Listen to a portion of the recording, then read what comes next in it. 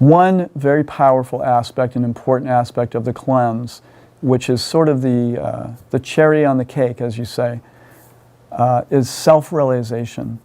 I call self-realization the ultimate cleansing. I mean, Ayurveda really acknowledges that we're a body, a mind, and a spirit, and that all of these have to work together to be healthy and happy in this life. But in the Western world, we tend to disconnect self-realization with the health of the mind and the body. In fact, in Ayurveda, if self-realization is not part of our health program, then often imbalance and disease will set in sooner than it should. So, self-realization, the ultimate cleansing. There's a quote in a scripture called Srimad Bhagavatam from India that says, "There's no stronger obstruction to one's self-interest than thinking other subject matters to be more pleasing than one's self-realization." The idea being, if we put a lot of attention on self-realization, on understanding our true self, many, many things come into balance. In fact, there's an understanding, if you water the roots of a tree, the whole tree benefits. If you water each leaf of the tree really doesn't benefit. So self-realization is kind of like watering the root of the tree. Now, in Ayurveda, it's explained there's 4 primary goals of life. And the idea is that we are human beings, we all have these goals, and by fulfilling these goals in the context of self-realization, health, harmony, good life, happiness can manifest in our lives. The first one is called Dharma. Dharma relates to life, purpose, and our gift, our essential quality and gift in this life. We all want to manifest what our gifts are. We all want to manifest our greatest potential. This is related to our Dharma. Dharma can also be our duty. So there may be times when our Dharma is to be a mother or a father. That's our duty at that time. That's our job in life, and we have to be the best we can. But Dharma goes deeper. Dharma also relates to what is our true nature and how do we want to express that true nature. Artha.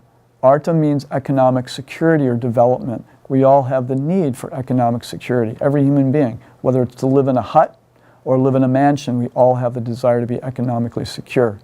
Kama means pleasure. Every living creature, even the animals, even the bugs, they all are looking for a certain amount of pleasure. We all need pleasure to a certain degree to be healthy in this life. And moksha, finally, which is considered the highest goal, means liberation, ultimately spiritual liberation, means freedom, autonomy, but it also ultimately means the greatest liberation of the soul or the spirit. Now, in the Vedas, it's described, we have so many problems in life, many problems, but there's actually only 4 problems according to the Vedas, which is birth, death, disease, and old age. And if you think now in the world, so much of even the cleanse is trying to slow down the process of disease and old age and death. So these are the problems of life and really the things that we should be focusing on. The 3 causes of suffering, karma and reincarnation, is the next topic. Now, the 3 causes of suffering are those that are caused by our own body and mind. So it's my own body, my own mind is causing me suffering. Suffering caused by other beings, people outside of you, and caused by natural disturbances, whether it's the weather, volcanoes, natural events, things like that. So when it comes down to it, our problems are really summed up in those 3 areas. Now, the bigger problem is called samsara. Now, this is a whole other subject which is related to the topic of reincarnation. Before I talked about the physical body and the subtle body. The physical body is made up of the 5 elements, and the subtle body is made up of the mind, intelligence, and the ego. The idea is that when the physical body dies, the subtle body continues, which is made up of the mind, intelligence, and ego. So this is why it's said that people recognize other people instantly, sometimes in this life. It's said to be due to reincarnation, where you recognize, even though the person physically is very different, you recognize something in the eyes which is related to the subtle body or the mind, the intelligence, and the ego. So samsara means the cycle of birth and death, and the yogic literature and the philosophy of yoga is that we're ultimately meant to end the cycle of birth and death. And the way that we end that is through the process of self-realization. We understand who we truly are in essence. Now, karma is a word that most people use and abuse, and they have no clue what it really means. Karma basically comes down to the idea as we sow, so shall we reap. And basically, it's a law of nature. It's a law of the universe that whatever energy you put out, you will receive. Whatever you give, you will get back. This is a natural law of nature. The false ego. Ego is a fine thing. We all need an ego to function in this world. But the ego, when it gets out of balance, becomes overly focused on I, me, and mine. And we lose connection to the reality that we're connected with all beings and spirit. So the ego has a tendency always towards making mistakes, being illusioned, towards cheating, and having imperfect senses. So the ego is that part of us that gets caught up in those types of things. The true self, on the other hand, is known as Sat Chit Ananda, or eternal, full of knowledge, and full of joy and happiness. So it's also called the real ego, which is an aphorism, is Aham Brahmasmi, means I am spirit soul. So the ego, the real ego, the Sat, means ever existence. That means there's a part of us, the part of us that's fully present, that can enter into full presence. The part of us that actually knows things, the part of us that's aware and conscious, and the part of us that can love, that can experience joy. That is considered the real self, or the nature of the soul. And this is what the cleanse, and this is what all the ancient yoga practices, the Taoist practices, all of these are really trying to reconnect to that primal essence of eternal knowledge and bliss. So there's three energies in this world, basically. One of them is called Maya Shakti.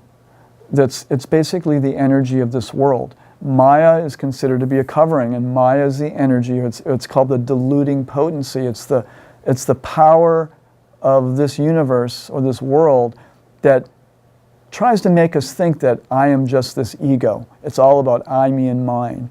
Okay, it's all about just the body. It's all about me. This is Maya, and that energy prevents us from really seeking out to know ourselves, to know truth in life, and actually to ultimately reconnect to the real energy of real love. But Maya prevents that. There is a diluting potency in this world. It's called Maya Shakti. Then there's something called Jiva Shakti. Jiva Shakti is the soul energy. Jiva also means soul. It's the truth about the soul, the real nature of the soul. And the Parashakti is another energy, is the truth about divine reality. Now there's different aspects of divine reality. Some think of the divinity as an impersonal energy. Some think of it more theistically as a personal energy, whatever your perception is, but there is that divine energy.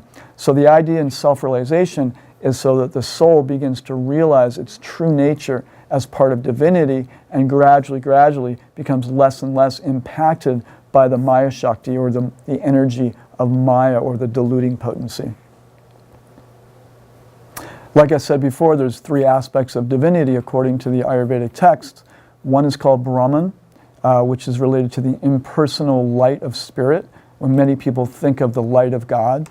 Paramatma is the idea or the energy of that every molecule, every living being has a spark of divinity in them. This is Paramatma. And that spark of light or God travels with us throughout our lives, all of our lives. And then Bhagavan, which is more of a theistic understanding, is that there's a personal aspect of the supreme being or God that is the supreme controller and the supreme enjoyer of everything. So these three aspects are discussed in great detail in all the Vedic literatures, and people by nature have different, they're drawn to different aspects of divinity based on perhaps previous lifetimes and teachings and philosophies that they studied in this life. But those are the three basic ones. So what is yoga?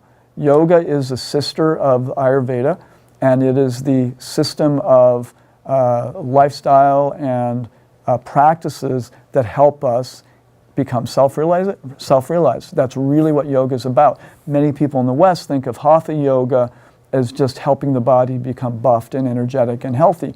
And there's nothing wrong with that. Just like the cleanse, the byproduct of the cleanse is that you'll have more energy, feel healthier, brighter, clearer, more intelligent, more sharp, all those kinds of things. Lose weight, better cholesterol, all that stuff. But the goal of the cleanse and the goal of yoga is beyond that. It's really meant to include really reconnecting to who you really are. That's really what it's all about, the essence of self-realization. So there's karma yoga. Karma yoga is the activity of selfless service in the world, doing things, usually good things, and with a sense of selflessness. So if you do a good deed, how attached are you to that person knowing that you did it for them? Or are you just doing it out of selfless service, out of detachment? This is karma yoga.